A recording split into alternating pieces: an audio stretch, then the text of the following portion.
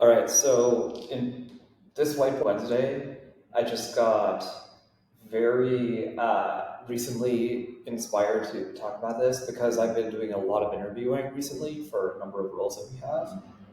And I just kept noticing this pattern about when people would say that their desire to coach was higher versus their desire to learn. And it was a very sort of like interesting thing that I've just noticed. So this is mostly empirical, although I think I have some thoughts as to why this happened and what are some of my takeaways from this framing. So, and obviously nothing is this binary, especially when it comes to like coaching and learning, but generally speaking, early on in your career, so when you're like an IC or senior IC, your desire to learn is very high, right? So all the way here is high desire to learn, and all the way here is high desire to coach. And so you notice that people really want to learn, and that's sort of what they optimize for early career. And then at some point, once you're past like a senior IC level, so more like a principal level, it just inflects very quickly. And your desire is to coach. And by the way, I'm not suggesting here that like a manager or senior manager is of a higher role than a principal IC. I'm just writing it this way so that way there's some way that I can write this. So that's the point at which that people want to coach. And then for most of these other roles, so managers, senior managers, directors, all the way through actually to VPs, and VPs is where it starts to come down a little bit, you notice that the desire to coach tends to be and stay very high. So like when you talk to people, a big thing that they will say consistently over and over again is that they love coaching people. And then here's where it starts to trail off and it starts to become more mixed. So, there's a bunch of VPs and CXOs, so various C-level people, where you will see that their desire to learn from other people starts to go up again. And then this is the one thing that I found very interesting, and so why I chose to stand over here today and largely cover this up, is I think it drops dramatically if you're the CEO. And I'll speak a little bit for my own view, and then from the view of other CEOs who I know and interact with.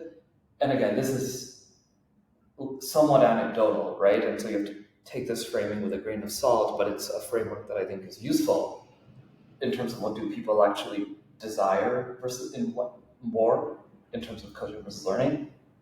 I think CEOs generally, there comes a point where if you're leading the company, the only thing that matters to you is how do I drive the best possible outcome for the company? And so your desire to learn skyrockets. And your assumption is that the people who report to you are highly effective executives in their role and don't require a lot of coaching. And so you end up not wanting to coach as well.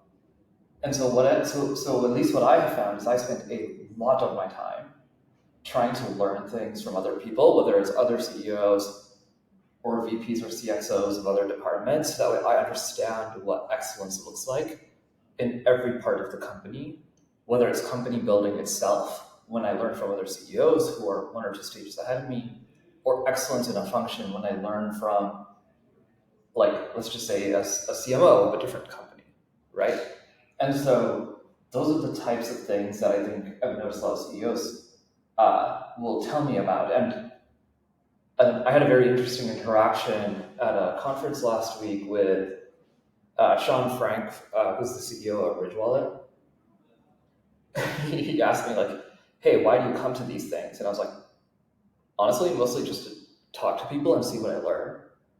And his response was like, yeah, I'm mostly here to hang out and just see what I learn and get some interesting ideas too. Sounds like we have the same job. Now, obviously, Sean and I don't have the same job because his revenue may have a couple more zeros than our revenue.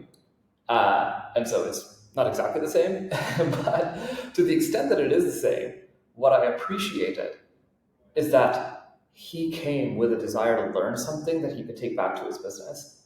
And so I asked him, like, hey, what did you learn in this conference? And he was talking about thinking about using some tool in order to send back a specific type of signal to the ad platform in order to optimize the ad platform to drive a certain type of targeting when they sent that signal back, right? I won't, the details are not relevant, but basically it was like, hey, he learned this new thing as a way to improve how he targets, and then he sent it to his team saying like, hey, we should try X. And so he's always seeking out, from what I understood from him, he's always seeking out new ideas. And I find that a lot of CEOs tend to operate this way, where they're in every interaction, they're looking for what they learn. And it's very different than, again, mid-career, where mid-career, you tend to start to get a lot of energy from wanting to coach other people on the things that you have already learned. And I think that that's super important. And so just a framing that I think might be useful for people to reflect for themselves is, hey, what am I seeking to optimize for? Am I optimizing for coaching or learning? And what is the way that I can become most effective at that, and why? And so hopefully this is helpful, and hopefully if you're a founder of a brand, this sort of help gives you perspective on how you should be thinking about your time allocation as well. All right, see you in the next one.